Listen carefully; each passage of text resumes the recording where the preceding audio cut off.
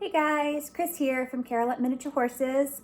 I am getting ready to head outside, and I think what I want to do today is bring Sweetheart and Clover in, brush them up, get a little more winter hair off of them. But I think primarily what I really want to focus on today is going to be taking them into the ring and doing a little groundwork with them. I have a few obstacles set up. I have some flowers, I have a pole in the ground, some cones, and a little hula hoop. And I just want to introduce them to these different obstacles that they might begin to experience in lessons with some of our younger children.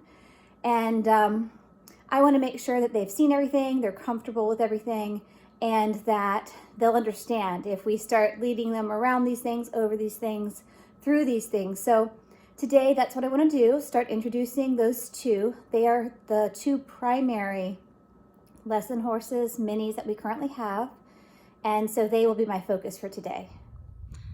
I have already curried Sweetheart today, but you can see I have my shedding blade out now. I can only use it with one hand as I'm filming, but the shedding blade is really getting a lot more hair to loosen up and come off, and that's even after I have curried.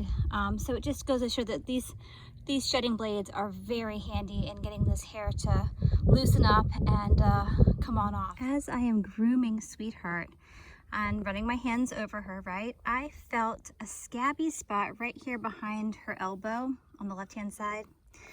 And as I looked a little closer, step up, sweet girl, I found that she had a big spot here, and she's not standing because I'm trying to show it to you, but take my word, it's a big scabby spot where she had a tick. And I pulled the tick off, but you know, it's probably been there for a couple of days. Somehow I've missed it. You can kind of see it there as I part the hair. It is a little sore, so I am going to put some ointment on it, and I will be sure to check it closely in the coming days. But I will also note, you can see now I put some pink swat is the medicine. It has a little bit of fly repellent in it on that spot, the tick bite. I will just note that I did not see this spot or even feel it as I was currying her, but when I went to pick her feet, I start by running my hand kind of behind the elbow and then down the leg to ask her to pick her foot up. So it was in doing that, kind of starting up by the elbow and then like running my hand down behind it, that is when I felt that kind of crusty lump. And upon closer inspection, sure enough, it was a big weepy tick spot. So we've got medicine on it now. It should be much better soon. As I groom and work with Sweetheart, I have put Snuggles and Clover here, who's choosing to munch on a little teeny bit of grass over his hay. I've put them in the feedlots just so that I can have the full barnyard to myself to work with another horse. I've taken a flake of hay and I've split it between the two lots here. Snuggles has decided that she prefers the hay on the other side of the fence. So she's a little silly, but they're very content just hanging out here while I turn my attention to Sweetheart. So right now what I'm doing is playing a little game sort of follow the leader. Sweetheart is on a long shank behind me, and I am just walking around our obstacles, our cones, our flowers, our poles. And at first I'm just letting her kind of choose. Does she want to go around them or over them? And eventually I will work her to where she just comes on over. But kind of this is a nice, easy approach to starting them. So like here, you know, she did sidestep the flowers, no big deal. She walked over them a minute ago. So we're just meandering. I'm introducing her to everything. And again, just keeping it really light and easy and fun. So we want this work to be fun, sort of a play session. You know, this is our playground in some ways. So that's what we're up to right now, is just leading and following and introducing Sweetheart here to the various obstacles that we have. We have not yet gone over to the hula hoop. that's where we're going to head next. So let's see what she thinks.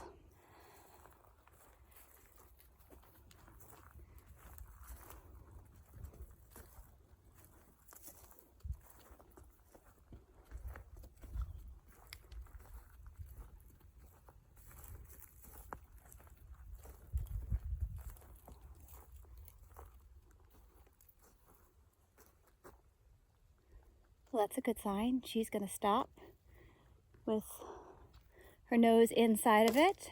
Pawing is not a problem. She's inspecting it, checking it out. Here we have Sweetheart grazing inside the hula hoop. Oh, poor thing, having a little coughing fit. I think I've mentioned in some of the videos that she has heaves or allergies. We're still trying to figure out which, but she does have a little coughing fit like this, poor thing, from time to time.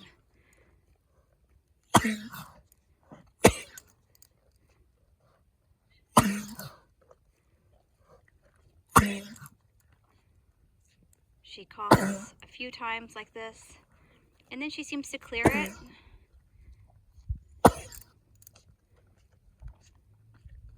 There you go. And then she's done and she goes on about her business. So we're still trying to get to the bottom of just what she has going on. Doesn't seem to bother her too much, but I do recognize that it is wearing on her to some degree for sure. You can see now she has 2 of her front feet in the hula hoop. That's a great thing. I'm gonna encourage her to walk forward here in a minute and just walk on through it. Practicing having Sweetheart walk up beside me. We're approaching our flowers. Good girl.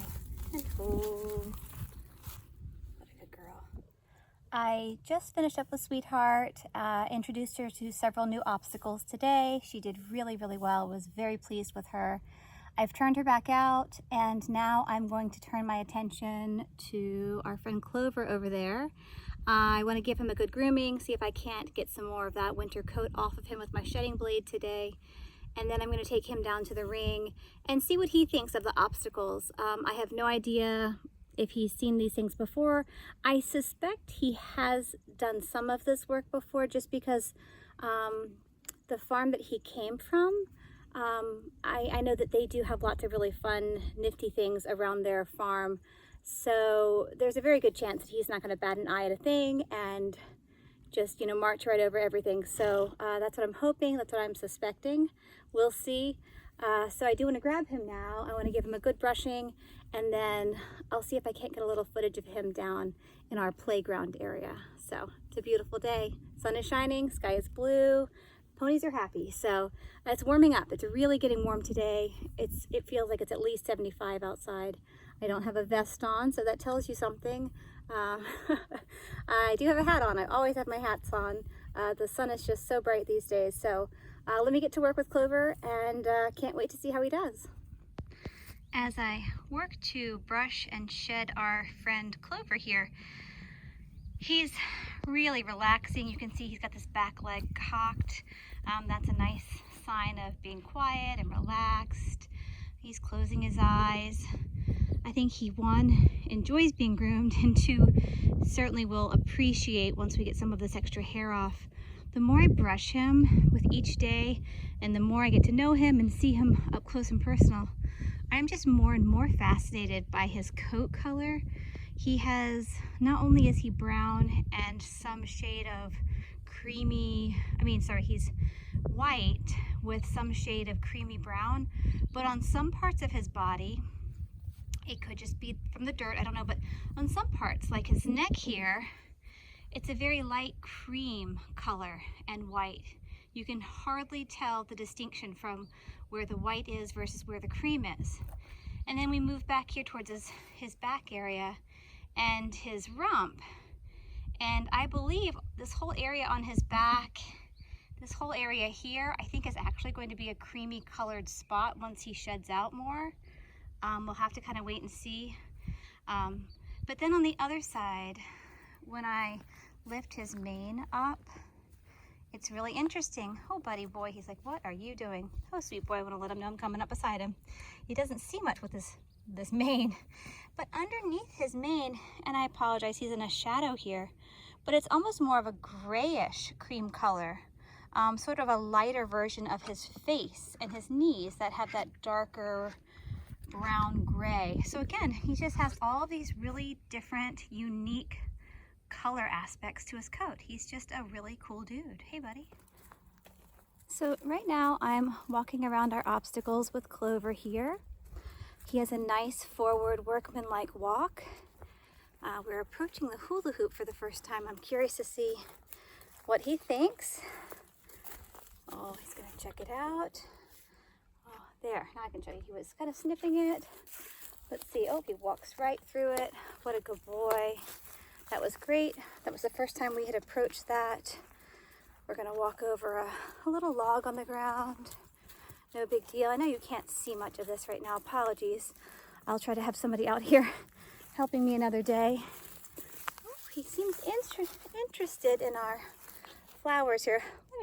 Let me turn my camera around. He wants to stop and smell the flowers. Oh, sorry. Give a little sniff. I'm gonna turn him back around. He doesn't have to walk over them.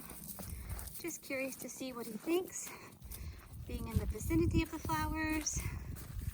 What you think, Clover? What you think, mister, huh? What you think? Let's see if I can bring his attention over here closer to where they are. There he goes, a good sniff. And he walked right over. What a good boy. Again, we want to keep everything easy and enjoyable, so no stress, you know? If he wants to stop and check it out, this is absolutely the time to do it.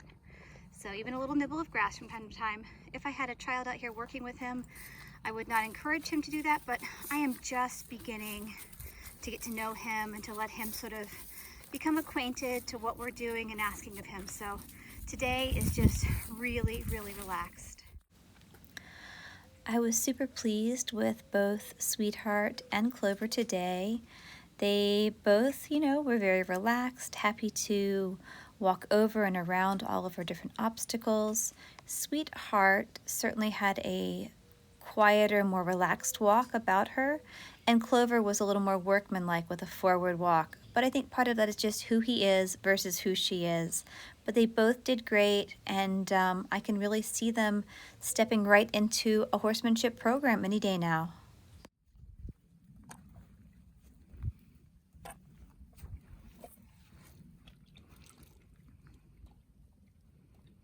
What you thinking, little girl? The gate's open. She can come on out if she wants. She's just happy to hang out in the little lot. Say hi.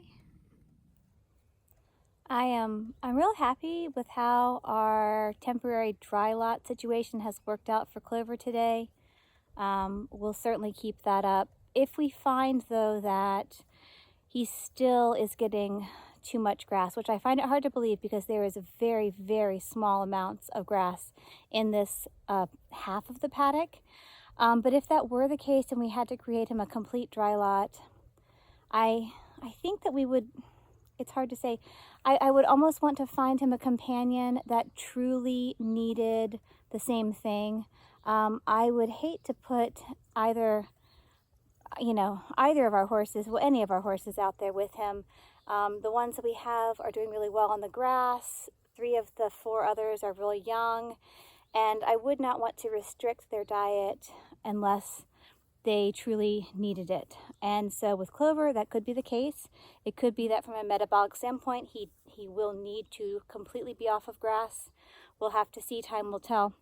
But if we do find that that is the case, I'm not saying for certain, but there is a chance that we might try to find a companion for him that also is in need of the same thing. And that way he would have a buddy. I hate the thought of keeping him isolated from everyone else. And I also hate the thought of pulling one of the other horses that we currently have who are doing well on the grass off of the grass. We could always rotate them. But I think in a perfect world, if that were what he needed, I would... Snuggles is having a little roll, it looks like.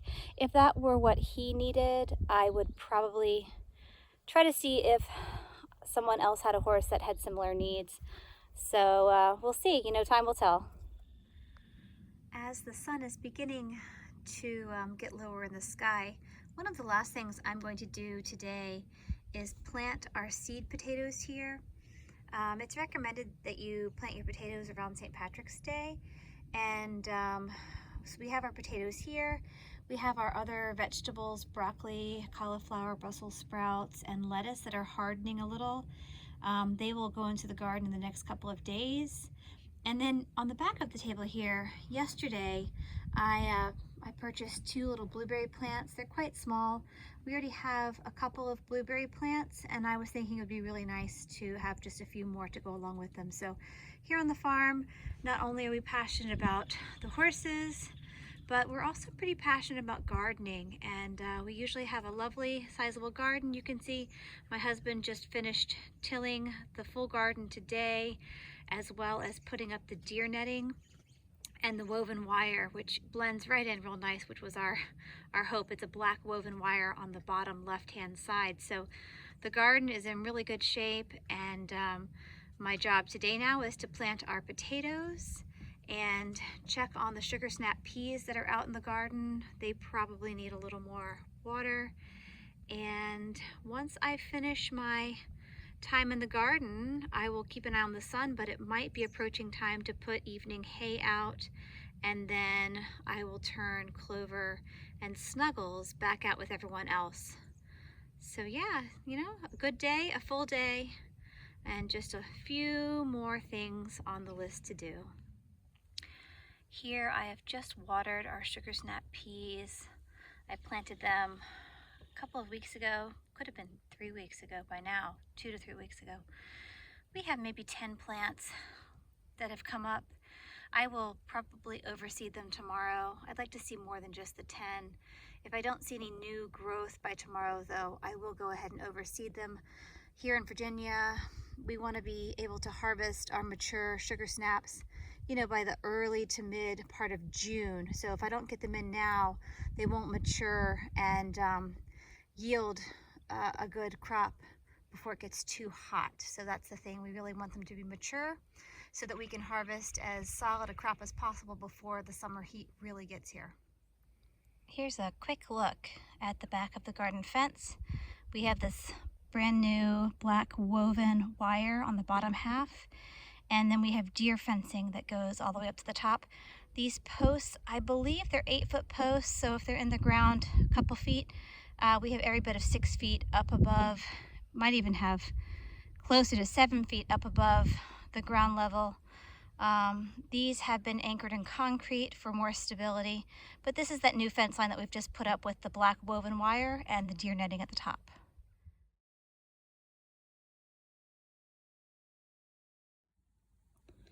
Another little tip here is when I am planting in the garden, especially the early garden, you can see here I have 2 rows of potatoes. I've just planted the first 2 here on the end.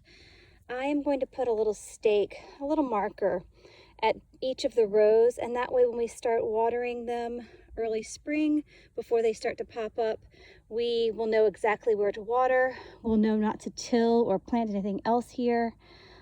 Just a little helpful hint that I have picked up over the years of gardening. I do always, there are my stakes set at the end. I like to mark with a little stick or stake where I have planted so I know where to water.